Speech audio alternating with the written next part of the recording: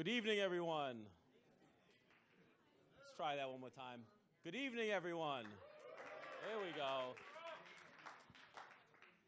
So welcome, everybody, to the first annual EO Boston Comedy Connection. I thought it was a little ironic being at Boston Laugh. But first off, we'd just like to recognize and thank and welcome Chad DeGracia. I pronounced that wrong. Chad DeGracia. Chad is representing DGC, CPA firm. It's Chad's first event, and as we know, these events wouldn't be possible without our proud partners. So we appreciate you, Chad, and welcome to your first EO event. Everybody give Chad a round of applause. So excited to be here in the first EO Talks Boston, and we certainly have a great lineup of speakers for the evening. I've had the opportunity to listen to the speakers over the last few weeks, and really happy to say we're all in store for some really powerful and insightful storytelling. These speakers are laying it out all on the stage tonight and truly stepping outside of their comfort zone. This evening we'll hear stories of humility, vulnerability, self-doubt, and mortality. Many of these thoughts we all can relate to, certainly as we've opened our own businesses, both in our professional and personal lives. So it was really outstanding for me personally to have the experience of listening to the stories and really adapting some of my own trials and tribulations and ideas to like-minded folks like all of us, and that's what we're here for. Most importantly, we're going to hear stories about perseverance, willpower, and never accepting mediocrity. Personally, just a quick experience share for myself, when I joined EO, what I was really looking for was a network of like-minded people where I could share my experiences, both personally and professionally, in an environment where it was okay to not feel like I was being judged, whether that was things that made me nervous, business ideas, failures in business, which I've had many, and not having a network or not having people where I could share those experiences or share that failure or embarrassment in a lot of situations.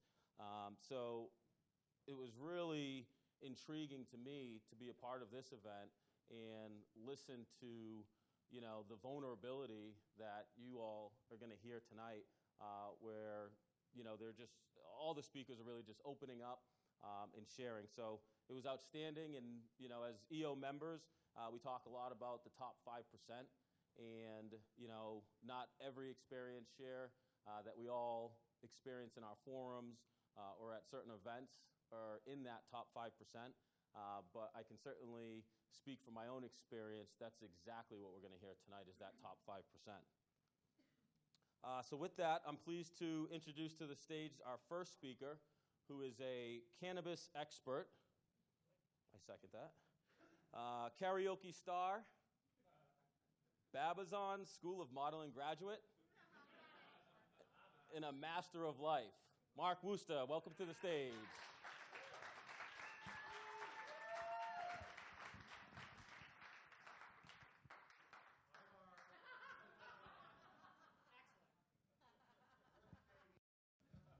I know that closes a loop for a lot of you. I am a Barbizon School of Modeling graduate here in Boston. Thank you, yes. But that's not why we're here. Let me take you back to May 12th, 2011. It was a beautiful spring day in Boston. I had a pretty successful life up to that point. I was running the company that I founded in 1987. And we'd had good success. We made the Inc. 500 list not once, but twice. I had 2 daughters who were off in college, and I had a son who I gladly spent all of my time with.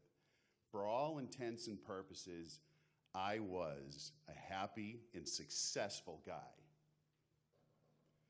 I arrived home that night after having dinner and drinks with friends, and I went in my bedroom, and I sat on the bed, and I thought about my life for a while. And I slowly got up, went to the dresser drawer, reached in, and pulled out my shiny 9mm Smith & Wesson. And I held it to my head. Pull the trigger, not pull the trigger. How did somebody so happy and so successful get to a point where in a moment life could be over? You see, at that exact moment, I had all of the reasons why it was a good idea to cash it in. My ex-wife had moved my son 900 miles away, and I never saw him. My fiance of 3 years had just said, "I'm so sorry, Mark, I've met somebody new." And my business of 20 plus years was in the tank. But the big, big, big thing was my nephew, who was the same age as my son, who is the son of my brother and my business partner, had just killed his mother and buried her in the backyard of the family home, 2 houses away from mine. How do you get past that? So, how do you get past that? If you add in a lifelong history of depression and mood disorder, sprinkle in some alcohol, you can see that that's a recipe for catastrophe. So I thought, how are my kids going to find me? With half of my head gone, brain splattered all over the place, I just couldn't do that to them. So I checked myself into the local hospital for a weekend stay. You know, the place where they take your shoelaces and your belt and they give you something really cool to color for the weekend. And that started a journey into uncovering the stories that create reality, the perspective that affects your life moment to moment. In his book, my dear friend David Sohn, his book is Escaping the Labyrinth, he describes how we as human beings, by the time we're 5 years old, we've made 3 firm decisions about life. The first is, who am I? The second is, who are you? And the third is, how is life? So there's a couple of problems with that. The first problem is, you live with a decision that a 5-year-old made, right? The second is, you don't even know that that's running in the background. It's in your subconscious, and it's running the show.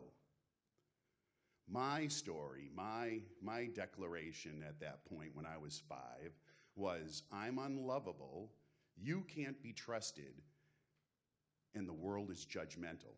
Imagine how my relationships went from that point on. Because we gather evidence for these as we go in every relationship.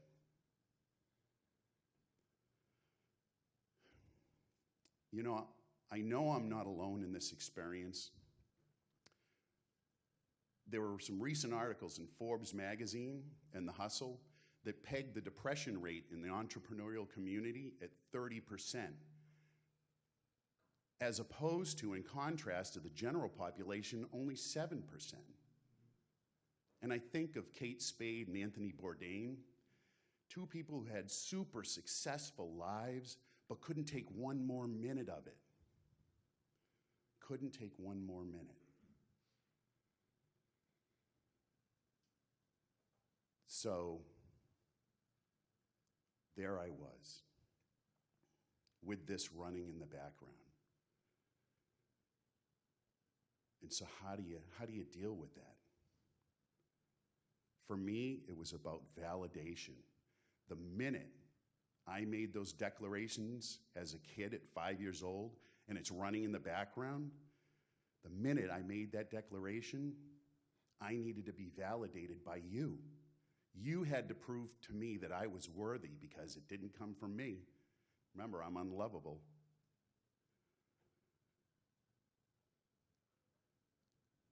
A lot of people spend a lot of money every year on self-help. People spend millions on self-help books, programs, seminars, and I'm included. I've been working on me for a long, long time. As a matter of fact, Up until a few months ago, I still had the original cassette tapes from Tony Robbins' initial launch. I couldn't part with them. How long's he been in the game? Like 30 years, right? I still had those. But here's the problem, folks. It was putting lipstick on a pig, and I was the pig. Until I went back and found that foundational story that was running in the background, there wasn't any self-help book or seminar that was gonna make a change in how I acted in the world. It really comes down to two words: self-love. Wouldn't you agree with me that we are our own worst critics?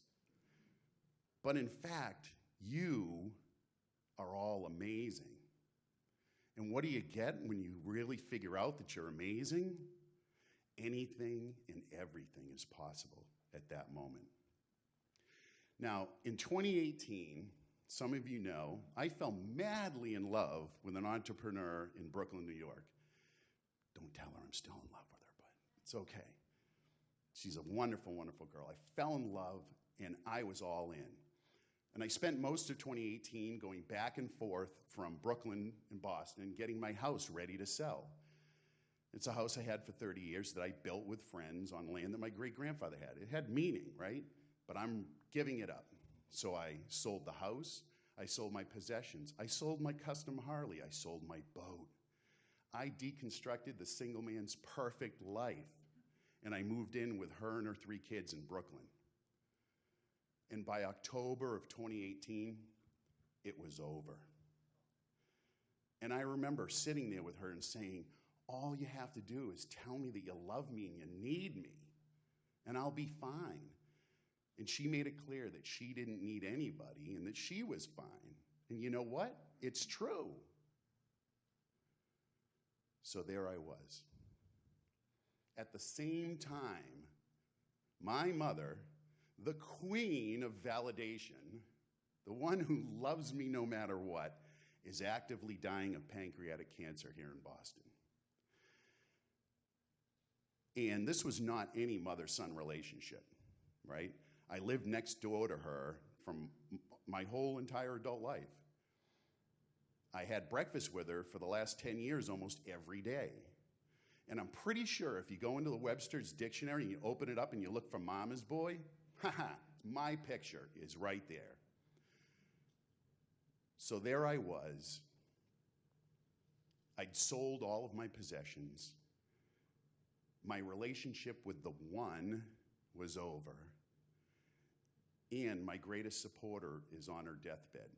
Talk about a catalyst for transformation. I had to find out why my relationships ended and why I acted the way that I did. And I know it sounds like it was a really horrible time, and it was. But you know, when you have a horrible time, what do? You go out and you start a cannabis company, right? And then I got high. No, that's not. Don't cue the music. Anyway, it was a moment. Today, my life is transformed. It is utterly different than it was before. I'll give you some examples. Self-love allowed me to sell that company after 30 years and walk away because it wasn't what I wanted to be doing.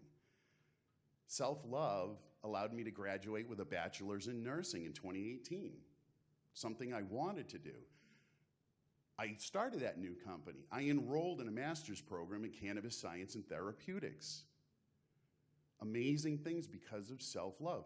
I moved to Midtown Manhattan. I love New York. I did it because I wanted to, because I love me. The biggest thing is that is the biggest transformation. I absolutely love myself. I'm absolutely fucking amazing. And so are you. So are you. So, I'm going to leave you with 3 things, okay? Number 1, gratitude. I am so grateful for everything that's happened in my life. Even the bad stuff, even the stuff that was painful, especially for the stuff that was painful, because it was what caused me to change, to transform. Without that pain to push me through, I never would have got to the amazing life that I have today. The second thing, curiosity.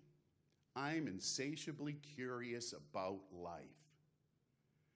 Rumi says, sell your cleverness and purchase bewilderment. If you can engage in the world with the wide-eyed wonder of a child, it's exhilarating. The last thing I'll leave you with is acceptance. Acceptance that we're all in this together, that we're all subject to the human condition. All of the limitations, the fears, and the story running in the background. When you get that, you really get that, you accept that, true forgiveness for someone else is possible. And that, my friends, is freedom. So, we've come to a very special point in my talk. It's the selfie time. Pull out your phones, come on. No, seriously, pull your phone out. Yep, this is part of it. This is my favorite part, actually. You know, being a Barbizon School of Modeling grad and everything. So take a picture with your friends. Hey. All right, take your selfie. Come on. Come on. You got to have it because this is part of it. If you don't take the selfie, I can't stop. And some of you know I can go for a long time. I can talk. All right, you got the selfie? Look at your smiling face. Are you not magnificent? Okay, that person that you're looking at, that smiling face, that's the greatest love affair you can ever have. If you love that person more than anybody else, everything else falls into place. Everything else. So give yourselves a pat on the back. You're here, you're alive, you're thriving. You are absolutely fucking amazing.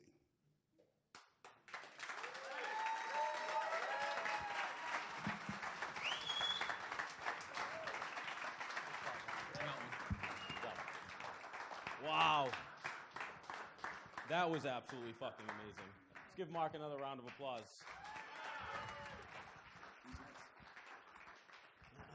Outstanding. So from a self-reflection standpoint, and as I sat there and listened, it really made me think of a lot of the situations, and when we talk about failures or the death of close ones or loved ones, everything that I was thinking about is I would not be sitting here this evening if everything throughout my entire life I didn't go through. If one thing had changed, where would I be sitting? If one failure actually was a success, or what I thought would be a success at that moment didn't happen, where would I be sitting? So very powerful stuff. Great job, Mark. Appreciate that.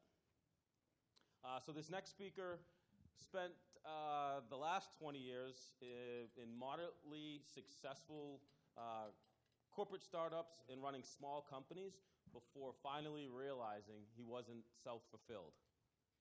He now owns Wits End, a bar in Cambridge, and is just enrolled in a full-time program of a woodworking trade school. He has 3 teenage children, which he says only one is a disappointment. I think he's semi-joking. 33%, not bad. It's kind of like my sales team. He has a too-good-to-be-true ex-wife, Rebecca. Shout out to Rebecca. We love too-good-to-be-true ex-wives. And a thank God she's true current girlfriend, Alicia. The title of his story is Happily Ever After. And let's please welcome to the stage Pete Stein.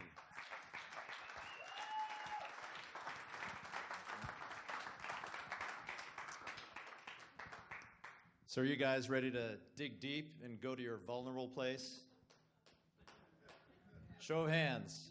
How many of you, aside from Mark, are absolutely 100% totally and completely, genuinely happy in their professional and personal lives? How many of you are saying, I can't believe you're making me do this? I'd be the same way. So about 5 years ago, I went on a quest. It was a quest for truth. I was trying to find the rationale for the voice inside my head. You know that voice? The voice that says things you don't want to tell other people about. You don't even like talking to yourself about it, the 5%. 2% voice maybe. I wanted to find the rationale for the voice that was saying, hey, Peter, life seems pretty good. You've got a wife, Rebecca, who's rational and terrific. You've got kids who are well-adjusted and healthy. And you've got a growing, successful business. But Pete, Bubby, something doesn't feel right. Back to the quest. So to do research, I wanted to find a group of people, forum-like people, who would share with me the most secret parts of their lives. But where was I going to find those people? Well, it turns out I found them in hot tubs. More specifically, I found them on friends of mine, guys' ski trips out west in the Opry ski hot tubs, maybe with a cocktail or two running through the system. And over the course of about 3 years, I interviewed about 15 to 20 guys, and I would say that only, and this is my assessment, only 1 to 2 of them were genuinely happy.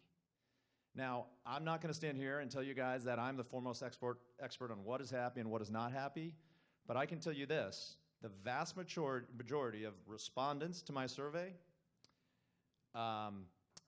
felt constricted or restrained in some way, professionally or personally. They felt stifled from doing what they wanted to do, when they wanted to do it, and how they wanted to do it. And the most startling part to me was they all said they were okay with it. Now, maybe it wasn't so startling. Back at the time, I was happily married to Rebecca, and she and I shared the exact same value system, and we were totally aligned on the way we were raising our children, Annie and the twins. Financially, I had just orchestrated an acquisition of my business, and so we had a little bit of an exit, and which gave us enough to be relaxed, but not retire. So money was in order. But I couldn't figure out why this damn voice in my head was fucking things up for me. So I lay in bed one night, and it dawned on me. And I turned to Rebecca, and I uttered a phrase that it's giving me the chills right now just to even say, because it was the hardest thing that I've ever done. And I said, I'm just not happy anymore.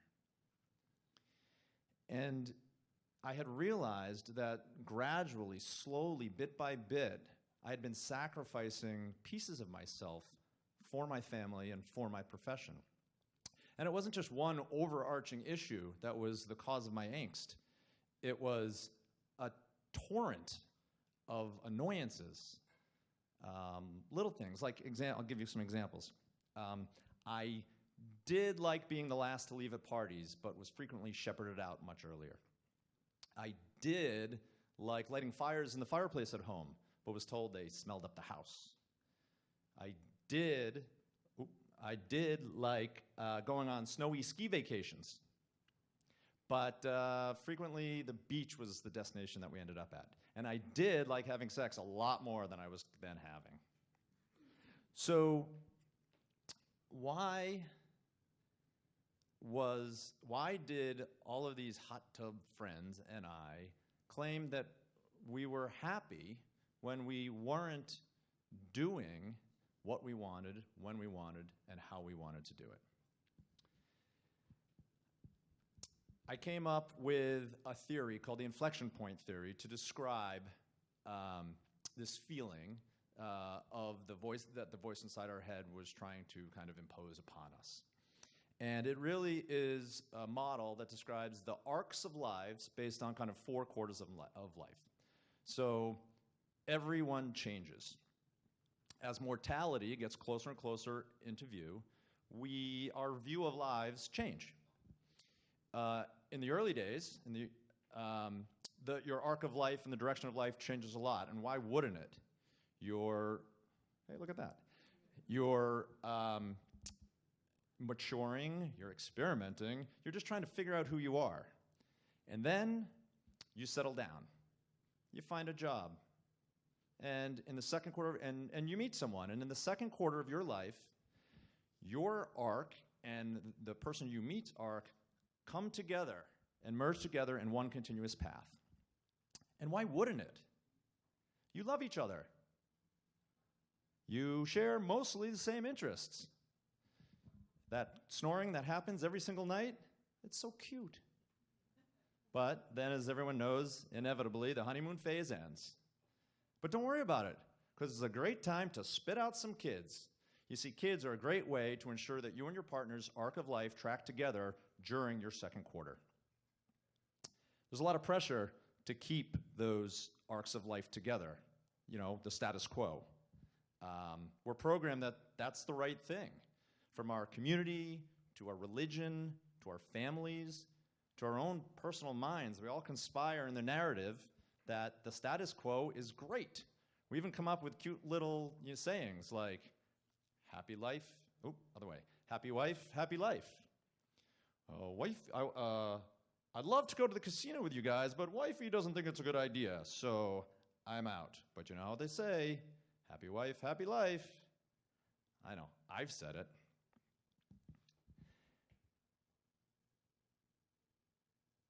So, then you turn 40. And while your Insta posts, or maybe Facebook posts for this crowd, are saying to the world that life is great, you start thinking that you haven't done as much as you wanted to do at this point, or you haven't had as much fun as you wanted to have at this point. And in fact, your comfortable surroundings, your welcoming community, your great job, your family, all start to make you feel restricted. So you inflect. And you do this with mortality really coming down upon you. You inflect. And at your inflection point, your arc of life changes, and you start to find the person who you always thought you would be. This person who was very likely averaged out by those comfortable surroundings. And as your curve changes, your significant other's curve also changes, because everyone changes. And you each your curve of life starts to go back to your version of your true, authentic selves. Now, if you can say that you and your significant other were absolute, honest-to-God soulmates, the real deal, before you met, your curves probably track together. And when you inflect, they'll stay together, and you'll have a much better opportunity to be happy. But if your curves start to diverge, I think happiness will be harder to come by. Now,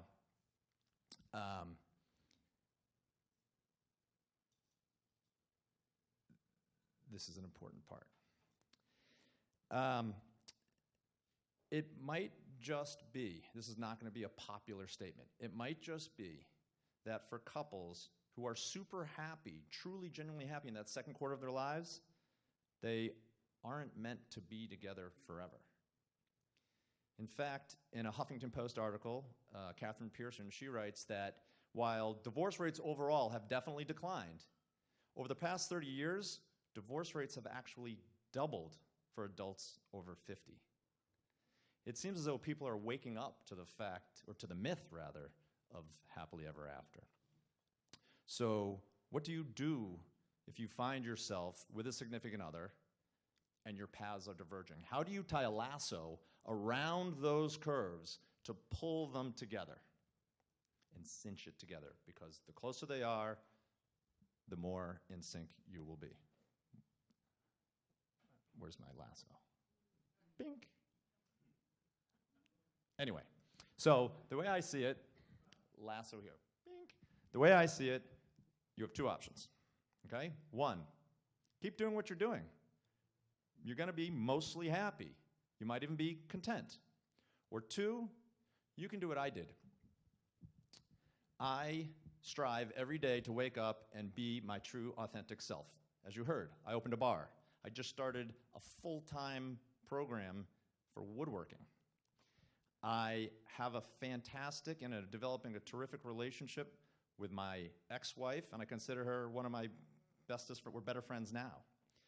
I am developing a new relationship with my children and showing them what a post-inflected, not just merely content life can be like, and they get to see a better, positive, happier version of me. I also found Alicia. Alicia and I share very similar post-inflected curves. We frequently are the last people to leave parties. We do go on snowy walks. We practice something that I call total unrestrained honesty, and this is probably the most important thing. We proactively strive to tell each other everything, even and especially the things that are going to create waves. That clearly leads to some uncomfortable conversations and discussions.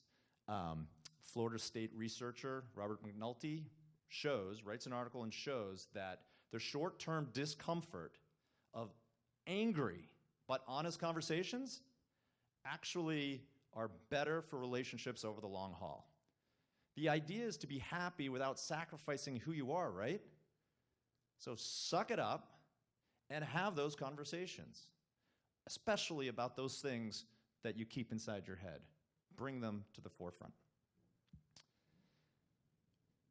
I spoke to my forum about this, and I have permission from my forum to share what I'm about to share with you. So I asked them what they would like in a long-term relationship. What are some of the traits that they would like to see?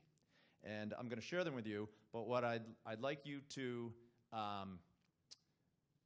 think about each one and how it applies to you.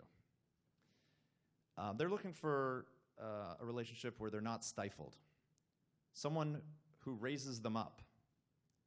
Someone who has they have mutual trust, shared excitement, expressed gratitude, unfettered honesty, similar values, expressions of vulnerability, shared activities together, support in everything, and a demonstration of loyalty. Now, what I'd like everyone to do is take their finger and either on the table in front of them or in the air, draw an inflection curve, which is the next slide. And just like this, easy, you've seen it. And that is your true, authentic self curve. Now, what I'd also like you to do is think about those traits that I just mentioned and how many of them apply directly to you and your significant other. And draw another curve, which would be their inflection curve on top of yours. And the more traits that apply directly to you, keep the curves closer together. And if there are some that you miss on, put a little space between them. Do you have gaps? Well, I would contend that through true, unfettered, total honesty, unrestrained honesty, you not only, both of you, will be happier, but you'll both be able to be truer, authentic versions of yourself and allow yourselves to do what you want, when you want, and how you want to do it. At least until your next inflection point when you're about 75. Thank you.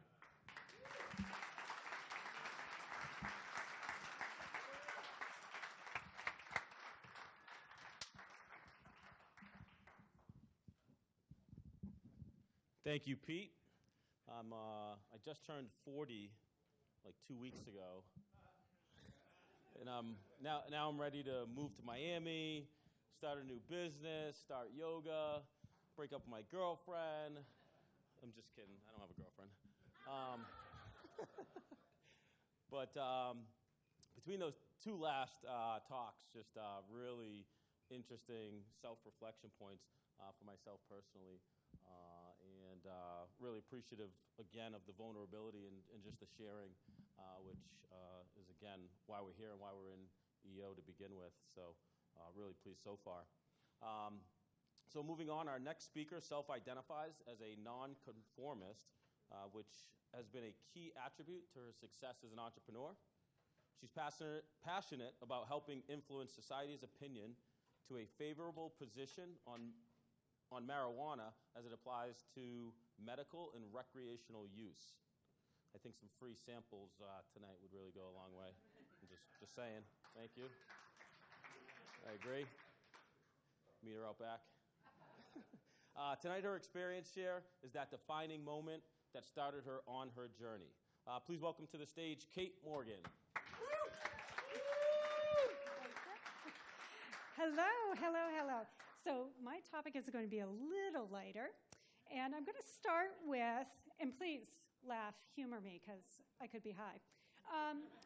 So have you guys ever been to a town hall, like a town hall meeting? So I hadn't, because frankly I'm not over 70, and I haven't needed a fence. However, I went 2 years ago because, interestingly enough, they were going to be voting on wait for it, a research lab for cannabis. And literally in my town of 30,000 people, just a little north of Boston, you could not avoid the conversations. I would be in yoga, and all of a sudden, I would have somebody, so what do you think about this pot stuff? And I shrug because, honestly, I didn't really know. I wasn't using. I've never really experimented with it. But the more these curmudgeons and the soccer moms started to berate me with their ideas, with their little signs showing up on the front lawn, I felt compelled to learn more. And I did find out that, indeed, this was going to be a research and cultivation lab for medicinal marijuana in a facility that was 2 million square feet. The plant had been vacant for 15 years, just a big brick eyesore. So I thought this was kind of a good thing. The only experience I had with medicinal marijuana was actually with a friend of mine who had lost her stomach from cancer, and she was using during her treatment. She did let me know that apparently for chemo, if you have nausea, you have to have a stomach to experience that nausea. But if you know what, she was fine. She could use it because you know what? You get dealt the C card. You can do whatever you want. Also, prior that summer, my husband's father had passed away from esophageal cancer, and there's been a lot of research showing that it has helped. So I looked at this, and I said, okay, well, this is kind of inspiring. So we went down that night to the town hall. There were so many people, 3,000 people showed up. They had to bus people in because they didn't have enough parking. And we went into the high school gymnasium, and we're packed in the bleachers almost to the ceiling. And once they explained how the town hall, or how the townspeople would vote, they invited the citizens to come up and spend 2 minutes to explain their opinion on the topic. Great. Well, they all started to come up, and boy, did they want every second of those 2 minutes. And some of the comments were just so outrageous. We had one woman she was very much a middle-aged woman like myself, and she was concerned that the smell from the lab would infiltrate our town. Me and my husband were wondering, won't it just make us all hungry? Then, a few people later, we had this woman, I swear to God, she looked like she was probably the inspiration for Blanche Devereaux's character in Golden Girls. She came up and she's like, this just is not our town brand. And I thought, your big hair and your shoulder pads seems as dated as your opinion.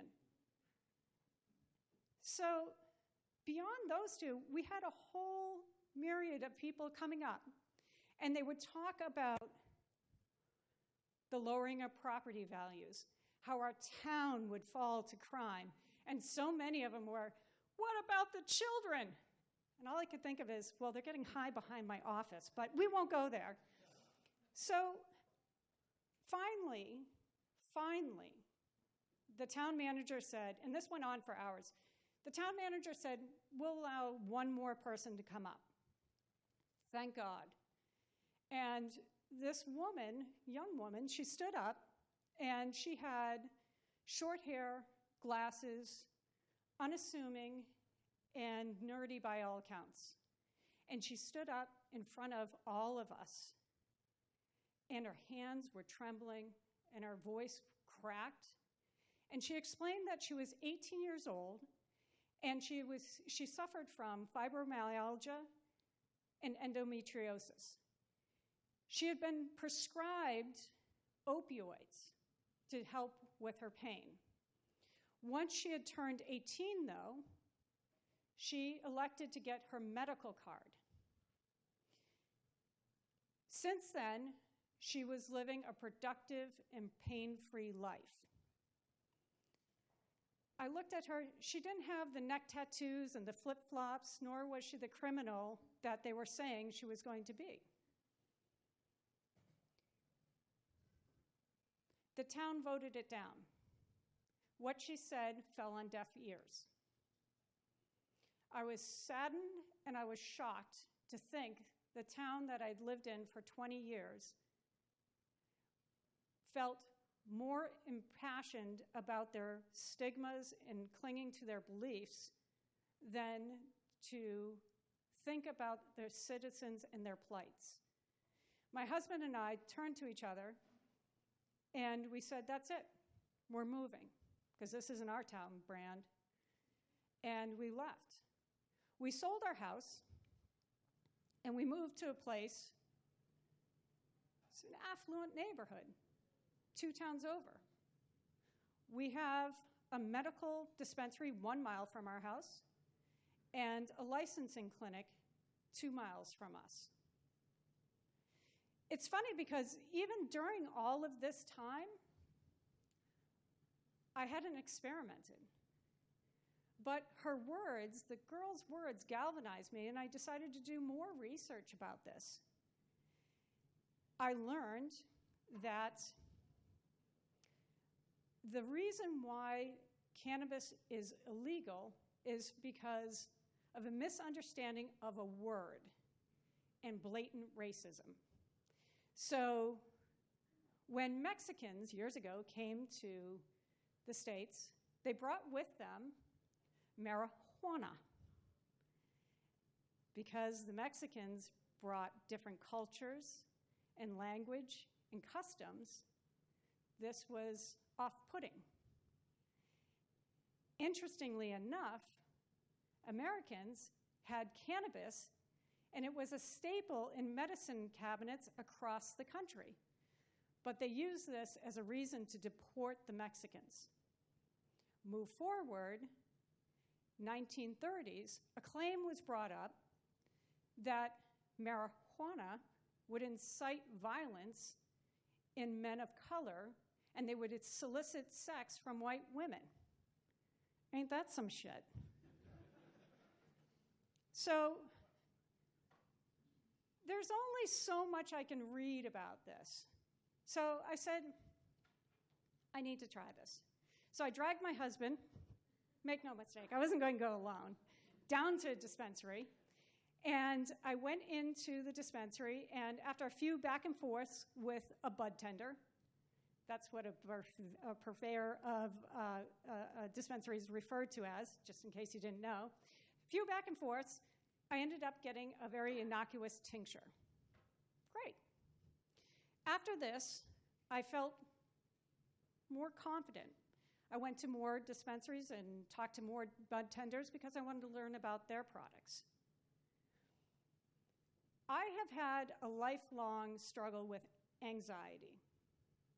For years, doctors had prescribed to me gabapentin, buspirone, Wellbutrin, Klonopin. Now, I have my medical card, and I use cannabis sporadically, and I am no longer on prescription medications.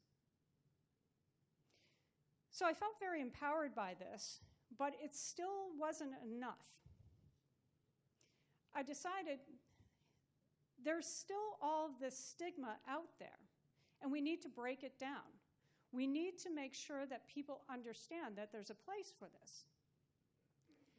Because after all, if we think about the research that's going on, we know that it helps cancer patients, it helps those with Parkinson's, epilepsy, and muscle spasms in MS patients.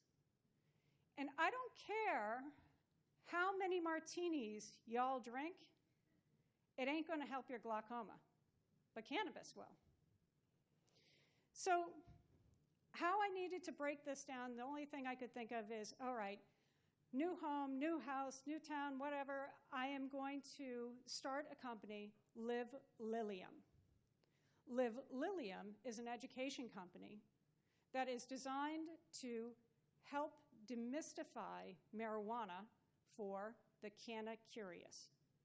It's an experiential event where, okay, we're not sampling products, we're not sampling, but we are taking people to dispensaries so they can actually purchase and know how to use this. Because I believe that for any and everyone that tries and experiments, it helps to relax the stigmas. Dr. Sanjay Gupta even made a point to apologize, and if you're not familiar with him, he's a world-renowned neurosurgeon. He actually apologized because he too was under this concept that the DEA had scientific proof to justify why it was labeled as Schedule 1 substance. Just so you know, Schedule 1 is the most dangerous. That is the same as heroin and LSD. For perspective, Schedule 2 has OxyContin and cocaine. We are literally telling people that a plant is more dangerous than those drugs. So, like Dr. Gupta, it's my belief that we all have to kind of take responsibility for our role in believing what the DEA has told us, this scheduling. We need to recognize that we need to break down these stigmas. We need to be able to accept those, even if they're using it for recreational purposes, because we need to expand the research. We need to be able to allow for this. And you guys have your phones out, so if you have your phone out, I'm going to invite you to do me a favor and Google cannabis and autism. See what studies are happening, what they're showing already. But don't be like the townspeople that killed a lab. Help to support this. So, in wrapping up, I will tell you it's obviously been an enlightening 2 years for me. Moved, new company, new medical regime.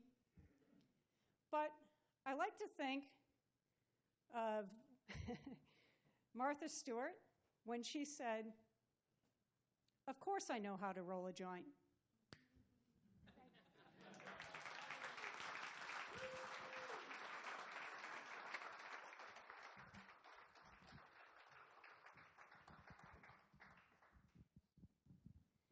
Great talk there, and the last three speakers, very intriguing and inspirational, just when you talk about loving what you do or, you know, having a job that isn't actually work. It's really inspiring to hear stories of passion and really just completely shifting your life and completely, you know, starting fresh, starting new businesses, earning income, creating jobs out of passion, which I think is more so, more in line with the New Age American dream than I think the latter. So great speak there and very, very inspiring stuff. So our next speaker is the founder and CMO of Cheshire Impact, Salesforce's most trusted marketing partner. His book on marketing automation was released in January and quickly became one of the top B2B marketing books on Amazon. He is planning on climbing Mount, I'm going to hack this one up, Kilimanjaro, which I will completely admit, I thought that was in New Hampshire. I had to Google it with Mark in the green room and found out it's in Africa. So I was a little off there. It's actually south, not north. Yeah, great spot for a retreat. My forum loves New Hampshire. But at any rate, he's the father of two budding explorers who might one day join him on some of his treks. This next talk is named Purpose and Passion, and please welcome Casey Chesney, Cheshire, to the stage. Oh, it's a grip on that. Hey, everyone. Oh, thank you. Okay. Thank you. Thank you. This is the interactive portion of tonight. Yay. Hey, here all night. Here all night. Question. Show of hands. Who here has ever grown a company? Grown it. Okay, cool. Second question, another show of hands. Again, interactive portion. Who here has ever grown a child? Okay, all right. Isn't it kind of funny how similar those experiences are? Right? In fact, I wonder, is anyone here where you consider your company to be like your baby, right? Anyone? It's my baby. Or maybe just one of the other kids you throw in the back of the van. But either way, it's a troublemaker. You know, entrepreneurship and raising kids, if we really think about it, the highs are higher and the lows are lower, right? We pour our souls into these things. And we try to piece together what we know to teach them, to hope and help them grow, asking what? Very little in return for that. And to me, that sounds like love. But one day, they grow up. And these little projects that depended on us for everything, they take off on their own without us to go to their first day of school, right? I remember when my daughter, Lizzie, went to her first day of school. She was, going into the school, walking toward the classroom, about to turn the knob, and then she stopped. And she looked back at me with that beautiful smile, right? That smile. And then she waved goodbye. I kept my composure that day. Maybe not tonight, but I kept my composure that day. And I really think that she knew I needed that, right? Now, it was about 2 years ago that my company was walking toward that same door in the classroom. But it didn't look back, and I didn't want to let go. See, for years, the ups and the downs, I had grown my company into an amazing organization. The best people in the right seats, and a killer culture, just so much fun. We go skydiving when we go onboarding. It's such a great time. So why was I so down, right? My family had its health, so what business did I have to feel so sorry for myself? Isn't this what I had asked for? What I wanted all along? Well, just like a child that learns to walk on their own and eat and hopefully wash their hands, wash your hands, people, right? Just like that, my company had grown and continued to become stronger and more independent. And it certainly didn't need me the way it used to. My job was no longer to roll up my sleeves and build an email template or teach a room full of marketers how to use Pardot or Salesforce, or my favorite go-to, which is to obsess, overanalyze, and overreact to a really small problem, right? They didn't need me for that. Everyone talks about wanting to create a self-managing company, right? But no one tells you how it feels when you actually do. I still wanted to be relevant and helpful to my company, but my new job description felt foreign and frankly uninspiring. So it was a very disconcerting place, very disconcerting to essentially live or exist without purpose. It felt very much like being in a long, dark train tunnel, like pitch black. And I knew that going backward, that's not the solution. But it was so dark, in the absence of light, not like up here, but it's so dark that I can't see where to go or what to do. So I knew I needed to find that purpose, right? Find that direction, that you can't exist in this tunnel forever. So I started looking. And the first thing I did was I looked to the company, and I looked to my child, right? And even though it had grown up to be big and strong, it was doing good, it was on its way, there were still some unaddressed challenges. There's still some needs that hadn't been met. And so I looked at them, and there were several. For starters, they needed thought leadership, needed someone to be out there creating that marketing content. Also, needed more leads. I don't know if anyone can relate. More leads, people. Let's get some more leads in the door, right? And we really wanted to grow our deal size, grow that with some serious business development. So, in a flash of inspiration, not all that different from an unexpected smile, I found a solution that would allow me to do all three of those things at the same time. And I realized that, in fact, I actually had been listening to this solution for years now. Podcasts. My idea was, I'm going to create a podcast. What kind? I'm going to create a marketing podcast. And I'm going to invite marketers and influencers from all over the world and all over the country to be a guest on my show, okay? And then what? Well, we're going to talk to them, and all of the takeaways from the show, we're going to take all those, gobble them up, and turn them into marketing content. Okay, sounds good. And what else? Well, if after that conversation, if it goes well, if they have some needs at their company, if they have some challenges at their company that maybe my company can help them with, maybe, just maybe, they might become customers too. Great idea. I don't know, are you like me where a few minutes after you have a great idea, you're like, yeah, but you start thinking of all the challenges and the obstacles in my way that, man, I've never done this before. Is this even possible? That was me. You know, I'd listened to podcasts for many years, but I thought, I have so many questions. First of all, do I need a microphone? What kind of microphone? No idea. It's a Shure microphone. Cool. Like, do I need that? I don't have any experience with that. Do I need one? Okay. What about inviting guests on the show? Will you come join my show? I've never done this before. Is that going to work? Are people going to actually say yes to that?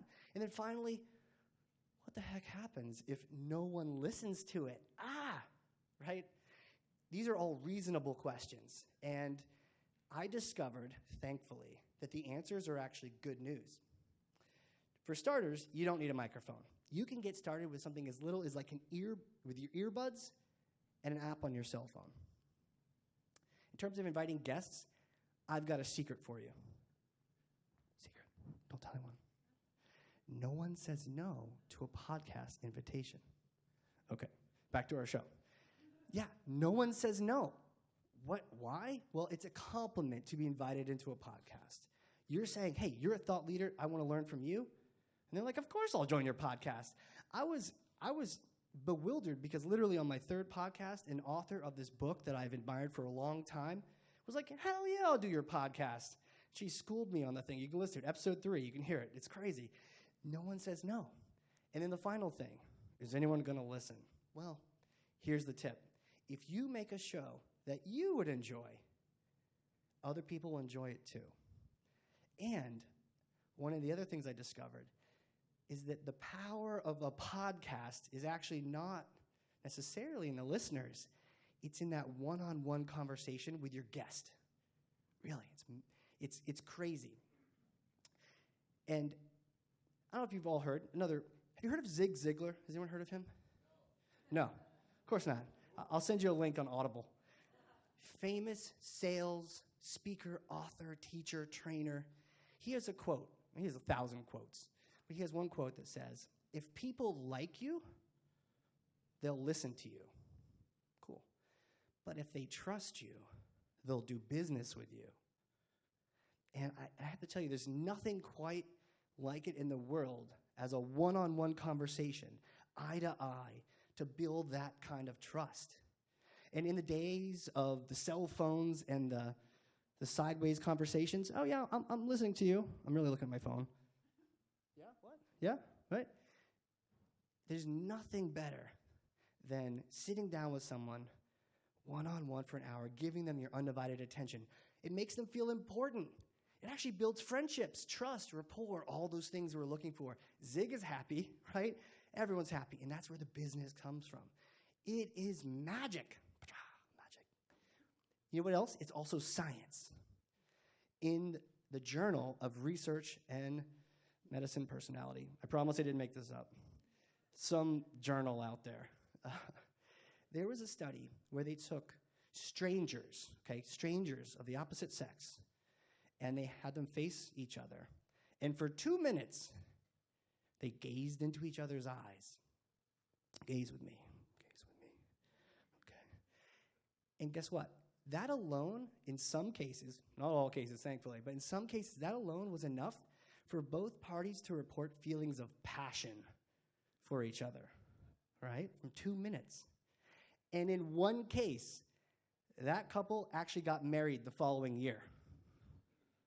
Now, I can report safely to you all and to my wife that no one has ever proposed to me because of a podcast. But I have made a lot of really close friends, and then as well as many more friends and also customers for my company. And as this is happening, it didn't really click for me what was happening. I was just sort of in it. You know how sometimes you're just in it, you don't even realize what's happening? Until this last summer. And it was a beautiful day. It was warm, the trees were green, and the sun was shining. At least that's what it looked like out the window of my office in Nashua, New Hampshire. And while outside the weather looked warm and toasty, inside the energy was electric. It was buzzing. My team was buzzing around. They were like bees on Red Bull, just going all crazy. It was exciting times. And while that was all happening, I was locked in on a one-on-one conversation with a really fascinating person. Really fascinating. Who was this person? Well, she was someone that my team had been trying to reach for a long time. Marketing had tried all the tactics. Sales, they tried the tactics too, in their own way. And all had either failed to get the lead or get past the receptionist. None of it was connecting. But here I was talking to a CMO and a brilliant marketer and also an ideal customer for my company on a one-on-one conversation. It was an hour-long chat. It was on my podcast called The Hardcore Marketing Show, and we were chatting. It was a fantastic conversation. There were so many takeaways that came from it. And at the end, and this has happened before and after her, at the end, several weeks afterward, she signed up, and her company signed up to be a customer of ours in one of the biggest deals we've ever had, all from that podcast interview. And I can't tell you how exciting it is to have these conversations, and really it's the intersection of that passion and that purpose. And they come together. Finally, I'm doing something that I love, and it's benefiting my company. It's helping my company. It's a way for me to still be useful and helpful and a part of the operation and lead the company. And every single connection, every single conversation and customer that comes out of the podcast, it inspires me. As you could probably guess, I could talk about this for hours, and then they would find the hook, and they'd pull me off stage, right?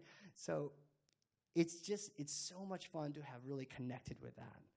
And over 150 podcast episodes later, I can tell you I'm actually hungrier now to have more conversations than I was at the very beginning of this whole experience.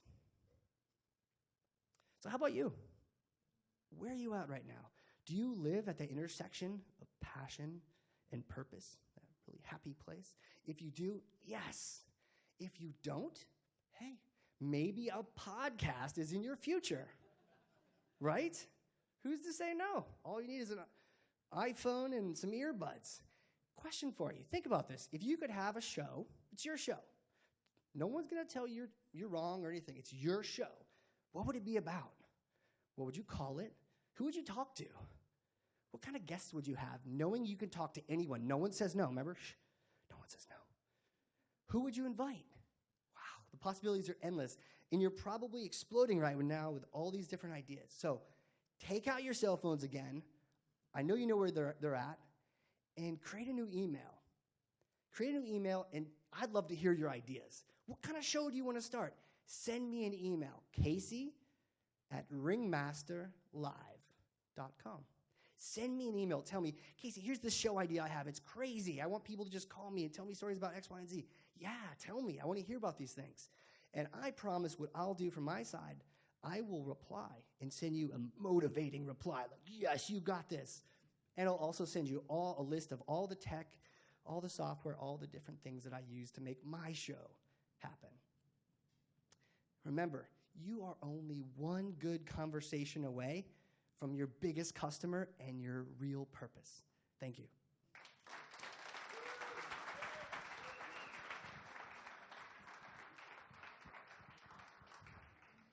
Love the correlation between, and I hear that all the time, in terms of, is your company like your baby? And I certainly can relate to that. My company is kind of like my baby that I can't wait to give up for adoption. So that's my experience share there. But good stuff. Question out there: how many people listen to podcasts currently? And, is that? And how many people have considered starting a podcast? Nice. All right. Well, you got someone able and willing to share some experience on how to get that going, and I may actually take you up on that, Casey, as well. But great talk there. My background is sales and marketing. I could listen to that stuff all day long. And one of my big takeaways, and the thing I love about sales and marketing is, it's almost like it's like sports. It's like a game where you can try different tactics. Play didn't work. You didn't get the first down. But the great thing about it is you got another play. And you can keep trying different tactics, different maneuvers, different plays in order to get to the goals that you want to accomplish. So that was a really interesting talk for me, again, just from the sales and marketing perspective. So I appreciate that, Casey. So moving on, our next speaker is the owner and founder of Broadreach Staffing Solutions. It's a boutique technology, sales, and executive search firm based in Massachusetts. Founded in 2013, Broadreach was named with a nod to a sailing trip that he and his family had completed. Broadreach is a sailing term that is the fastest, easiest direction for a boat to sail relative to the wind direction. He is an avid waterman and outdoorsman whose hobbies include kiteboarding, surfing, backcountry skiing, scuba diving, all with his family, his wife Alexa, 2 kids, Tyler and Eliza. And he is also the most interesting man in the world, apparently, with all those hobbies. But please welcome to the stage John Schnock.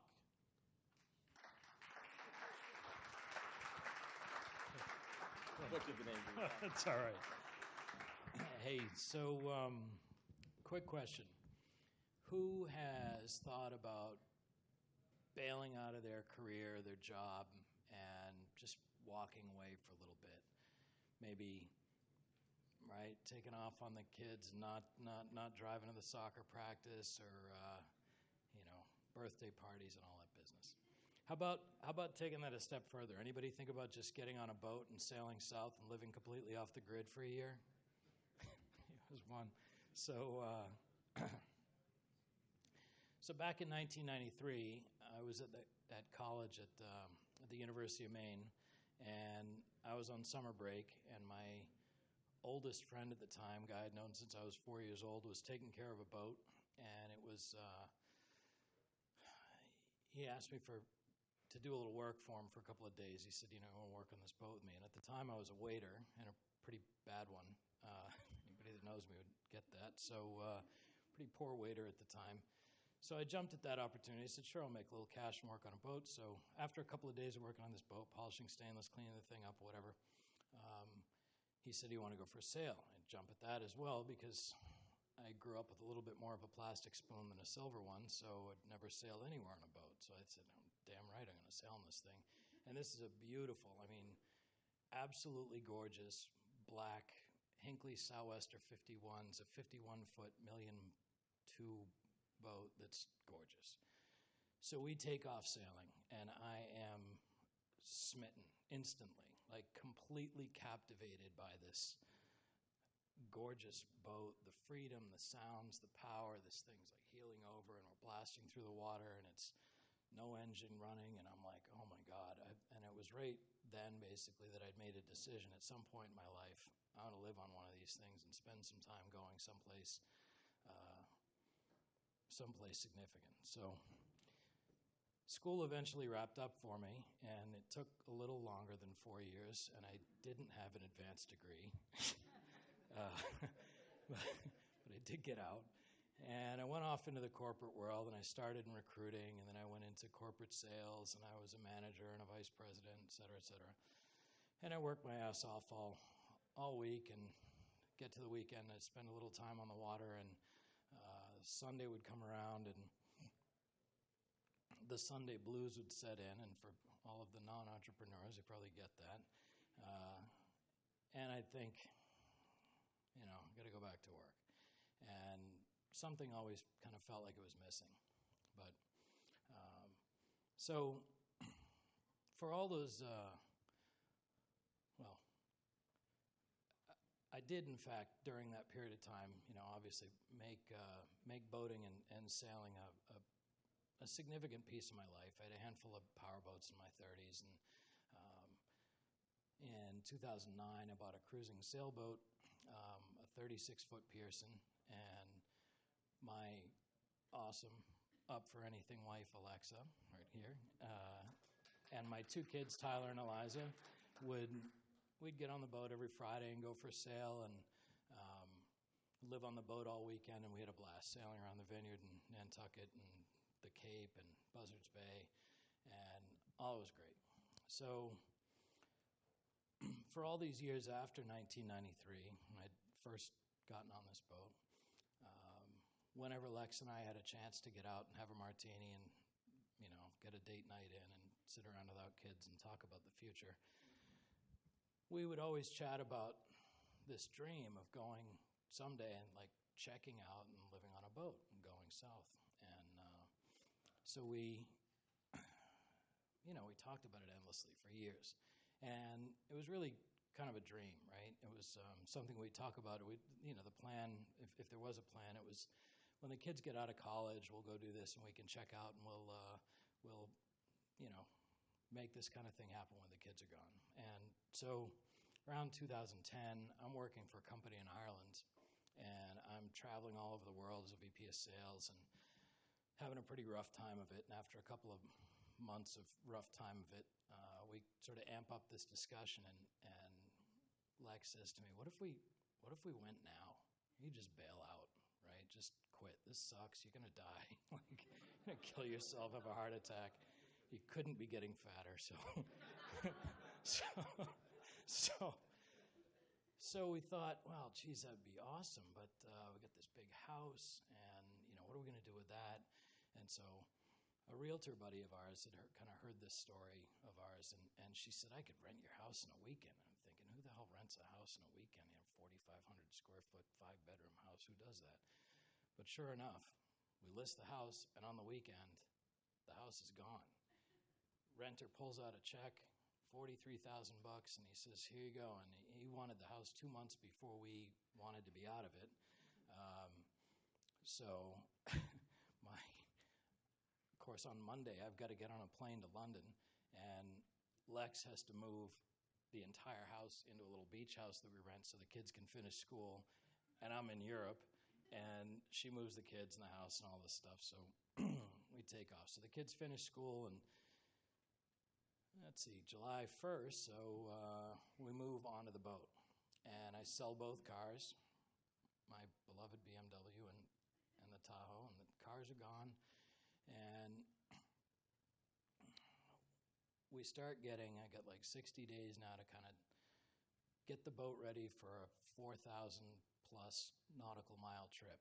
And Lex gets school stuff ready to homeschool the two kids who were 8 and 10 at the time when he started the trip. So September 1, we sail out of Padenarm Harbor and in Buzzards Bay, and we leave Massachusetts, and we take off.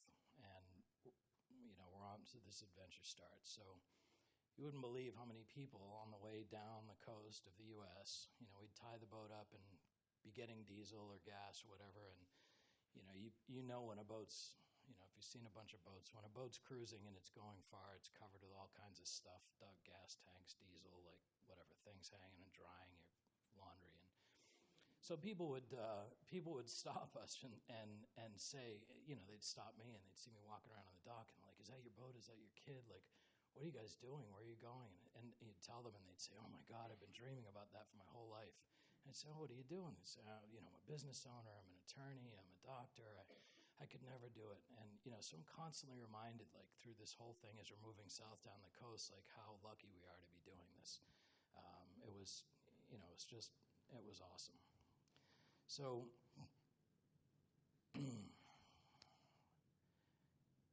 yeah. Man, this is so much harder than you think it is, right? Jesus, Mother of God.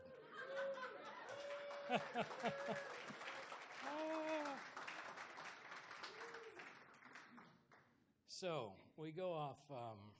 We're on this trip, and we're moving along on our trip, and I'm lost in my little list. So, right.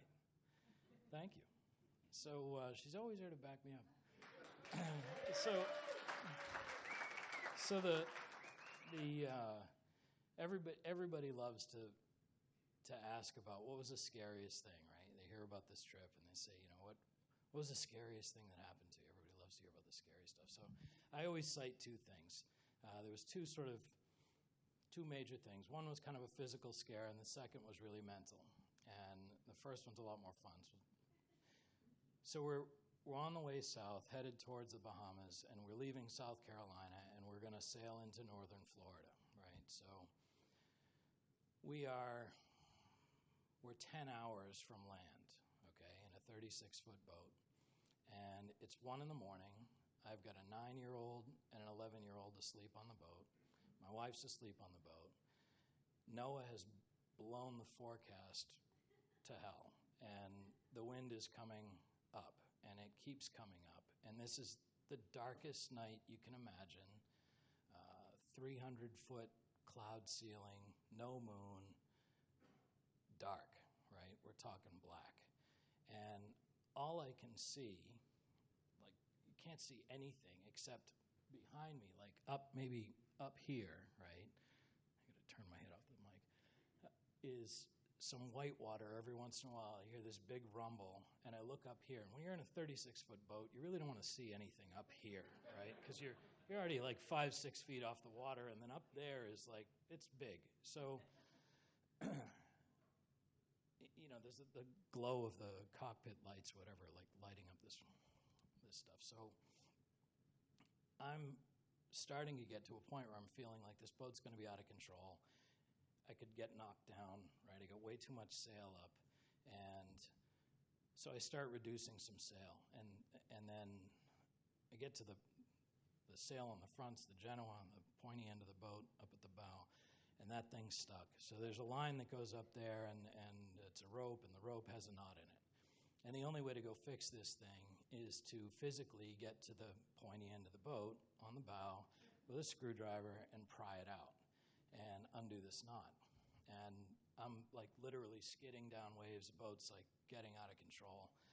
So I wake up my wife, I'm like pound on the cockpit floor, and she's sleeping kind of in this area on the boat. So she comes up and like pokes her head up the companionway, and she says, what the hell's going on here? And she said, this isn't any 15 knots of wind. And I said, no, it's definitely not. It's getting a lot heavier than that. And the Genoa's stuck. So she just like turns around like nothing's happening, goes back down, puts her foul weather gear on, comes back up. She's got a safety harness and a lifeline, and clicks into a jack line and crawls forward on the boat. Now, I just told you waves are way over my head, so 12, 13, 14 feet. So that every third, fourth wave, the bow is underwater, right? So it's literally. So she's up there hanging onto the bow with a screwdriver in one hand, prying the snot out, and 2-3 dunks 60 miles off the coast of Georgia in the middle of the night. She comes back to the cockpit, sails are all squared away, and she looks at me and says, "That sucked." And I said, "Yeah, it looked like it sucked." And she said, do you have this from here? And I said, "Yeah, I got this from here." And she said, "All right, I'm going to my bunk and I'll see you in Florida." So,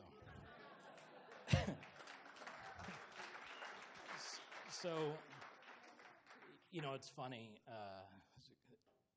It's a hell of a lot scarier now thinking about that than it was then. At the time, it was just something that had to happen, and it was amazing how quick she just moved, and we executed. It was cool. Everybody was safe. But you go overboard in that situation in the middle of the night in a 12-foot sea. You're not getting back on the boat.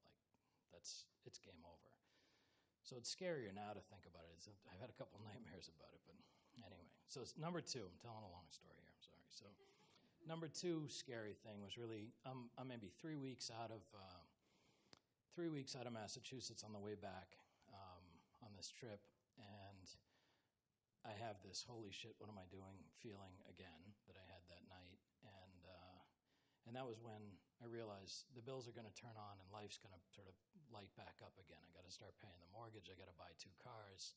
I got to get kids back in school, and what am I going to do with myself? So I've been thinking for a long time about, nice thing about this is you have a little bit of time to think about things. So I'd been talking to Lex about, when was I happiest in my life? And she said, you were always happiest when you were a headhunter. You're 28 years old, you were a recruiter, you loved it. Everybody wins. You always talk fondly about that job. So it's kind of when I made the decision at that point that I was going to go execute and start Broadreach Staffing. And I'm very glad that I did, because it's going great, and we're having a blast. So, when I think about this trip, it really, it's almost less now sort of an executed adventure, and I really kind of think of it as a jumping off point for the rest of my life that gave me 3 things. And one was it gave me time to think, gave me time to figure out what did I want to do when I grew up. What was I gonna do? And then secondly, it really made me realize that whatever I was going to do going forward, I wanted to be happy, right? Happiness is going to be key, and unfortunately, I believe that we're only going to go around once. I'd love to do this 2 or 3 times, but I don't think we can. So whatever I'm going to do going forward, I'm going to be happy. And number 3 is a realization that there's always going to be fear. Fear is always going to get in front of you. And this French novelist, Agnès Nin, wrote this great quote. She said, life expands or contracts in direct correlation with one's courage. And that's a lot fancier than I'd just say, don't let fear get in your way. So the Harris Poll has been running this survey for 10 plus years or something, and it's about happiness. And Pete talked to us about happiness earlier, and he said, so apparently only about a third of the U.S. is happy at any one point in time. And I have my own personal thoughts about happiness, and I think that having a goal out in front of you and something that you're driving towards and working towards is kind of a key to life happiness for me. So I'd ask that all you guys, maybe when we wrap up, just think about that and shoot a text to a spouse or loved one or best friend or partner or whatever and say, hey, next time we get together for a drink or dinner or whatever, let's talk about this dream of mine, and keep it on the front burner, keep it in front of you. And that's my advice that you didn't ask for.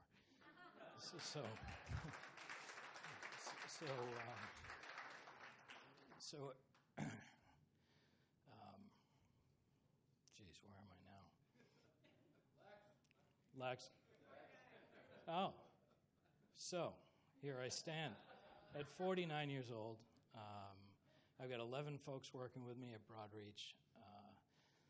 I've got a kid in college at Purdue in the business school, honors college business school at Purdue. And my daughter's a junior in high school. She's got a 4-point lots and lots GPA. She obviously takes after mom, who got out of school in 4 years. And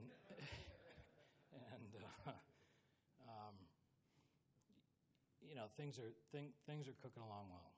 So both of these kids' college essays are centered around what they learned on this trip, what they took away from it, and what it meant to them, which I think is pretty cool. So I guess I close with, there's always going to be things to fear, but don't let fear get in your way. All of you can do anything. Thank you.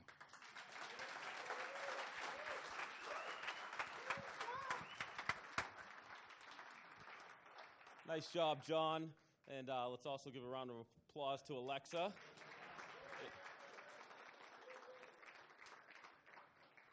Sounds like an absolute stud.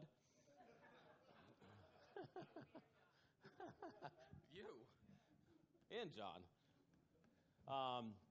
But it's interesting to listen to, all of these talks, and you'd almost feel like they were given a topic to talk about, because a lot of the talks go to, transformation points in your life, and doing what makes you happy, and that's been very interesting. And Pete's inflection point in each of these talks kind of keeps rearing its head, at least in my mind, just of that ideology, and it sounds like a lot of the folks are going through the same thing,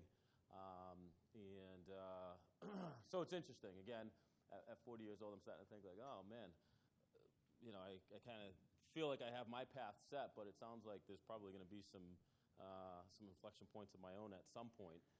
So looking forward to that. So at any rate, our next speaker is the eldest of 7 children. She actually wrote oldest, and I changed it to eldest for her. When I read that, I'm like, she really wants me to say the oldest? Most experienced. Of 7 children, 6 girls and 1 boy. And she is a native of Boston. Sounds like a very Irish Catholic family. Currently, she operates 2 businesses with a couple of her siblings. One is Fireflower Alternative Energy, a commercial solar investment and development firm, and also the First Taunton Group, a real estate company. She's been a member of Boston Chapter EO since 1995. Let that sink in for a second. So she holds the longest continuous membership, but wants everyone to know that she's not the oldest member. And I actually had to fact check that one too, because one of my forum mates, and Dave Reski's heard this story, like one of my forum mates, you guys probably know, Greg Cignigliari, he's always bragging about how long he's been in the forum and how long he's been in EO. And I sent him a text the other day, and I'm like, what year did you join EO? I got somebody claiming they're longer than you. And he's 1996. So this next speaker hasn't beat by a year, but I thought that was pretty interesting. But at any rate, we're going to welcome to the stage Kathy Doyle. And welcome to the stage. Thank you.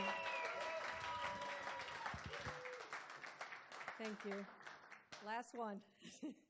How many people here have ever thought or uttered, that's the craziest idea I ever heard, right?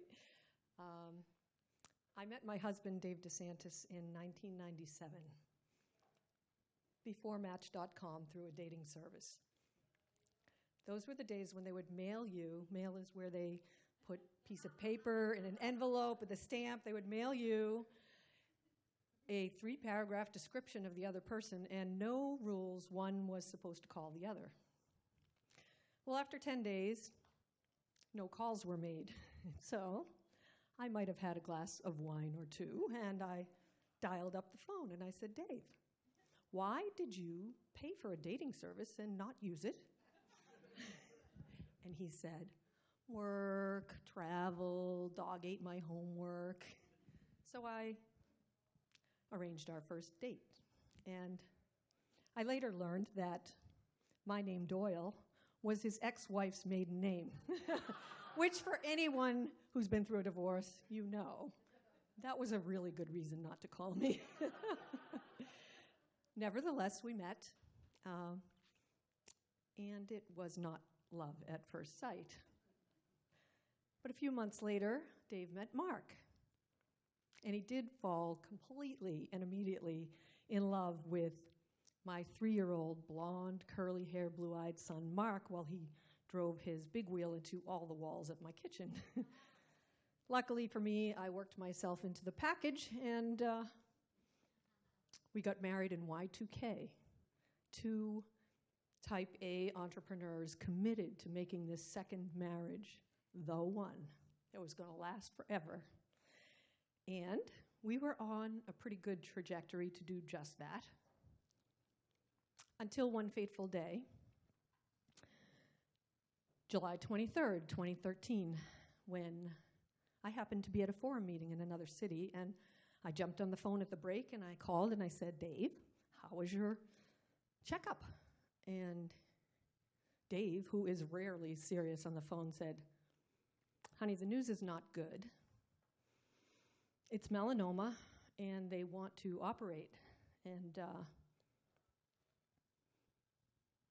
I said, well,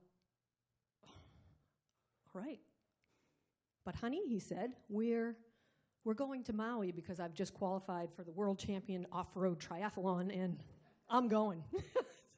Okay, so we talked to the doctors, and we agreed that the surgery would be 2 days after the race.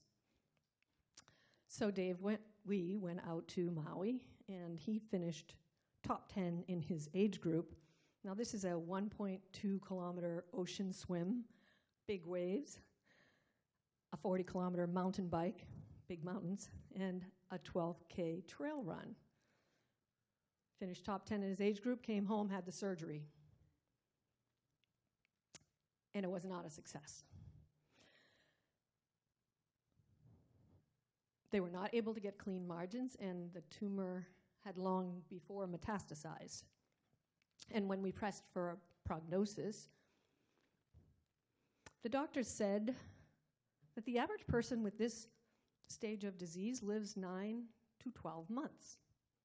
And I said to myself, that can't be. He's 51.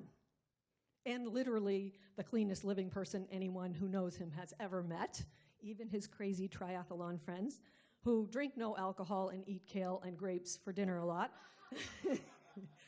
Even they would say that about Dave. So we rejected that prognosis, and we went in search of a better answer. And we tried everything: conventional medicine, experimental clinical trials, medical marijuana, which helped, faith healers, holistic medicine, wackazoids, and there were a few black market drug deals in the mix. We tried everything. We pursued options relentlessly. And for a while, we won. Dave was able to continue to pursue his passion for training and racing, and we learned a whole lot about the world of cancer survival. So at the end of 2015, Dave announced, honey, wouldn't it be awesome if I could do 16 races in 16 countries in 2016 and raise $16,000 for the Challenged Athletes Foundation? And I looked at him and said, that's the craziest idea I've ever heard. A few F-bombs too, but I won't do that up here. I said, honey, we have just spent the last 2.5 years of our lives trying to help you regain your strength and your health, and you want to get on flying tubes of pestilence, fly to places in the world that have little to no medical infrastructure. You want to train and race 16 times in 1 year while you are undergoing experimental cancer treatment? Seriously? That is the craziest idea I have ever heard. And so, in February of 2016, I left a couple of my sisters in charge of his business and mine, and we embarked upon our Xterra World Tour. The Philippines, South Africa, Malta, Costa Rica, Switzerland, France, the Dominican Republic, Canada. I'm missing some, I know.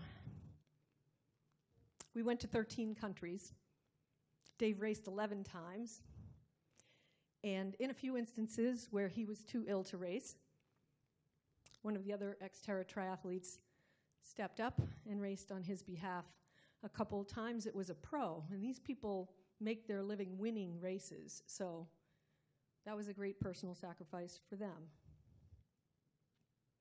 We visited 17 emergency rooms. J'ai besoin d'une entreveneuse et d'un droit de genou.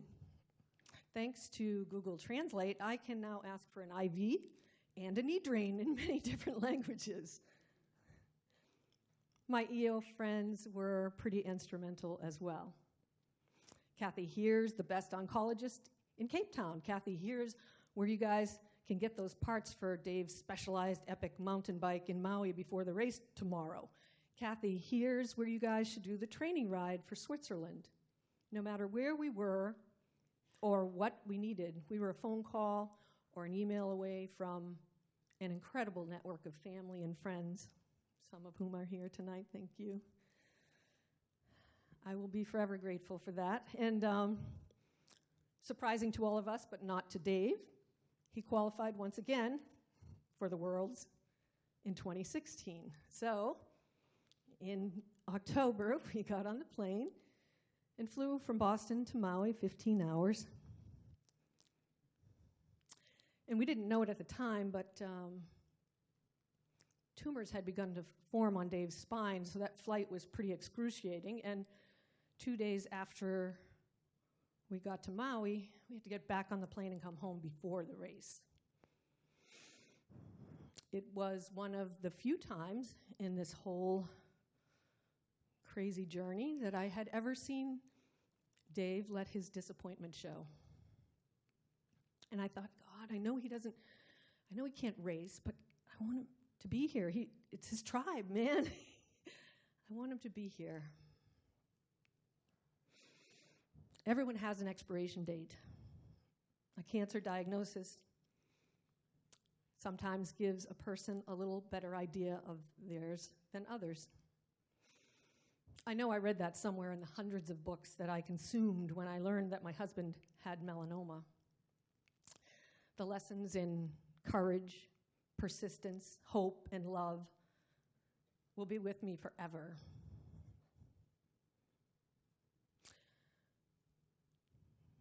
We lost Dave on June 5th of 2017.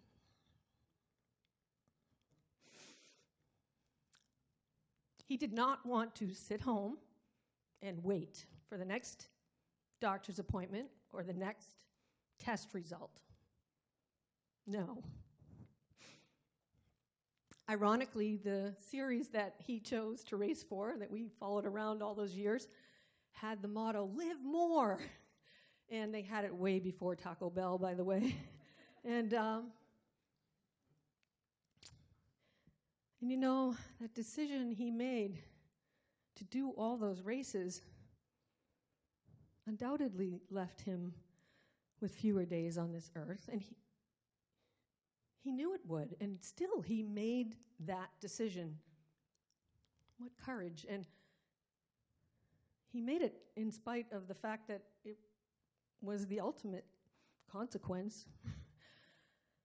He chose to live more. And in retrospect, he had it right all along.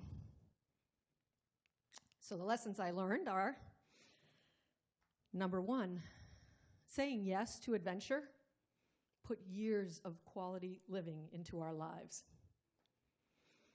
Number two, sometimes my initial reaction to a crazy idea should be completely disregarded. And number 3, crazy. Sometimes that's courage with a little bit of perspective thrown in. So now when I hear a crazy idea, I embrace it enthusiastically. And crazier it is, the more enthusiasm I throw at it. There's a woman, a very big name in the world of cancer survival. Her name is Ellen Stovall, and she says, in the absence of fear, there is hope. And in the presence of hope, anything is possible. And so now I ask you, what's possible for you? How will you finish the sentence? One crazy thing I will do with this precious life of mine is blank. One crazy thing I will do with this precious life of mine is blank. Fill in the blank and tell someone. Embrace the crazy. It's what gives us those vital and precious moments that bring life to our years. I don't know when I will see Dave again. I do know that those lessons in courage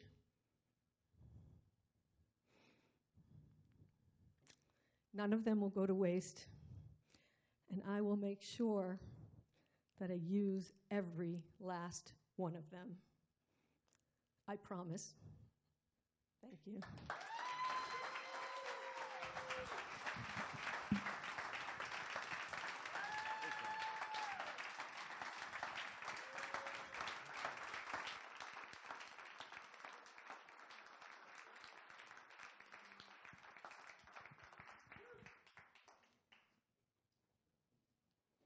Kathy, thank you for that. That was so brave, and the courage to come up and share an experience like that is definitely moving, and I think we all appreciate it, and just outstanding the amount of courage that just took to get through that. So definitely appreciate it. And as I reflect on really all the speakers this evening, for me, I love the saying, you're the average of the 5 people you keep around you. And, for that reason is why I, chose to join Entrepreneurs Organization, to make sure that I'm continuing to learn from others and develop and really continue to grow myself. And also just being around people that share the same ideologies around me, share the same ideologies as me. And, a lot of the lessons tonight are, talks about perseverance, having to step up when your back's against the wall. And, you hear the term, there's only 2 guarantees in life, and that's death and taxes. And I completely disagree with that statement. Those are definitely 2 intangibles. But, when you look at life, I mean, trials and tribulations are something that's another guarantee. Nobody has the life that, they portray in social media and all this other stuff. There's always going to be trials and tribulations. And, whatever success means for you and whatever life you choose to live, there's a starting point and there's a finish line for us all. And, what's in between is actually what matters. And when I look at success or when I look at life, it's definitely, starting from the finish line, it's never a clear, straight path to, when I'm at the starting line, it's never a straight path to the finish line. And what I see is hurdles and hurdles and hurdles and hurdles. And what I love about everybody that just spoke tonight, and really everybody that I've experienced in this network, is the ability, the perseverance to continue to jump over those hurdles.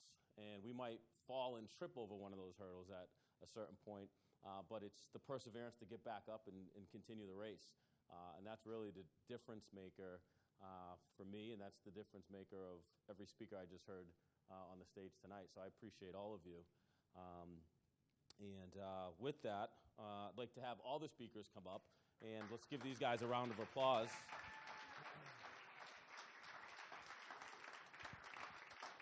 Can we get Polly to come up here? Yeah, yep, absolutely. Yep, yep.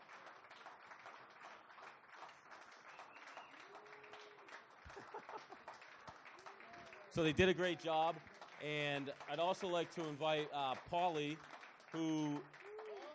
Pauly, come on up. All right, get away from her, Joel. Get up here, Pauly. So Pauly is a public speaking coach, rock star coach, who I can tell you from my personal experience, watching everybody from day one to what you saw this evening, you guys absolutely sucked. But Pauly's done a great job in coaching the team up, and we appreciate you. She lives out of New York, works very closely with EO New York, and it was a pleasure to have you. We appreciate you very much, and thank you for everything that you've done here tonight.